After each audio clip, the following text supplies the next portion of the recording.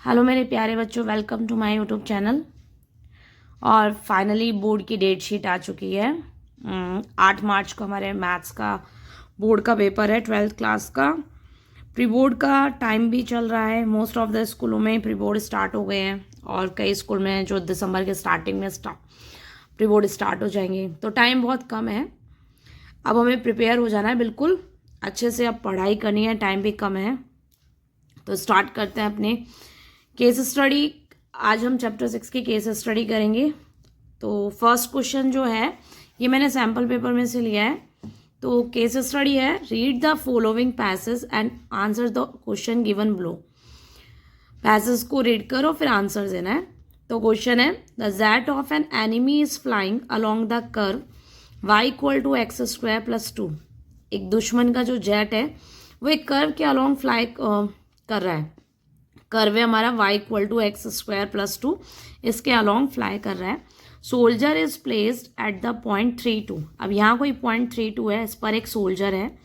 If at a given time, किसी समय पर, jet is at a point x comma y. Jet जो है किसी समय पर किसी पॉइंट एक्स कॉमा वाई पर होगा। यहाँ पर एक कर्व है, यहाँ कोई भी एक आर्बिट्रेरी पॉइंट ले लेंगे एक्स कॉमा वाई। तो जेट किसी समय पर एक्स कॉमा वाई पर होगा। तो क्वेश्चन फर्स्ट हमसे पूछा है, what is the distance D between the jet and soldier. Jet और सोल्जर के बीच में डिस्टेंस बतानी है, टर्म ऑफ एक्स, एक्स की टर्म में, and for what value of x jet is nearest to the soldier. और एक्स की किस वैल्यू के लिए जो जेट है वो सोल्जर के नियरेस्ट होगा। ठीक है, तो स्टार्ट करें अपना सॉल्यूशन। ये कर्व है हमारा, जिस तरीके से क्वेश्चन में बोला है। कर्व की जो इक्वेशन है y equal to x square plus 2 है। अब यहाँ किसी पॉइंट P पर, मैंने इस पॉइंट को P लेट कर लिया।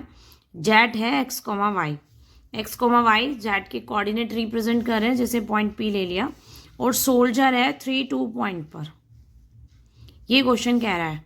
ठीक है, अब हमारा जो फर्स्ट क्वेश्चन है वो है कि डिस्टेंस बतानी है हमें जेट और सोल्जर के बीच में एक्स की टर्म में।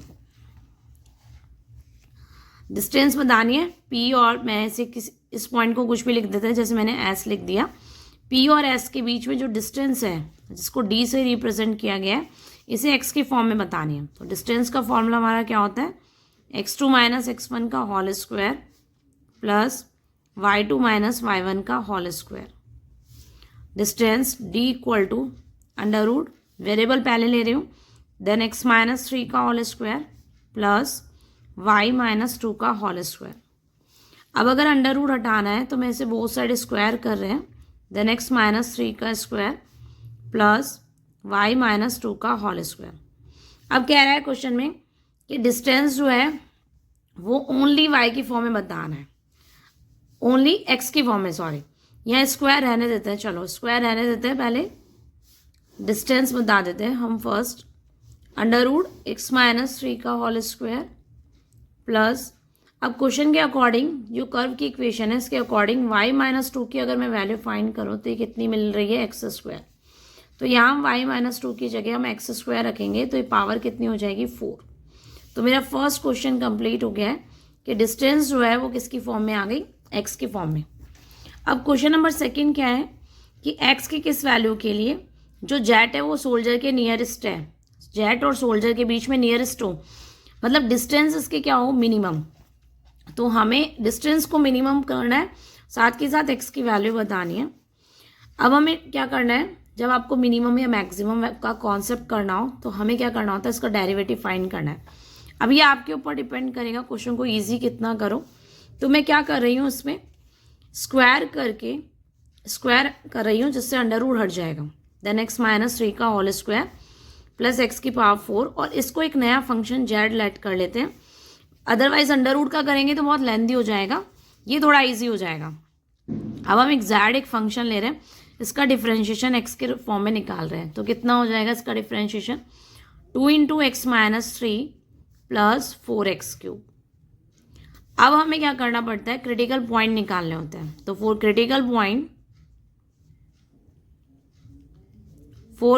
Point d z by d x को आप क्या करोगे, 0 पुट करोगे। अब इसे 0 पुट करेंगे तो 2 इंटू में x माइनस 3 प्लस 4x³ को भी कितना पुट कर दोगे 0। अब हम 2 कॉमन लेंगे तो x माइनस 3 प्लस 2x³ कितना हो जाएगा 0, यानी कि ये क्यूबिक इक्वेशन बन गई। और क्यूबिक इक्वेशन के फैक्टर कैसे फाइंड करते हैं?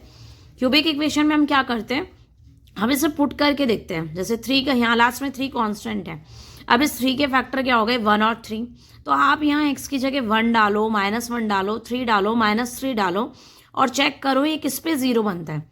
जैसे मैंने यहाँ पर x इक्वल टू कितना डाला 1, तो यहाँ 1 डालेंगे तो 2 + 1 - 3 यानी कि 0 हो गया।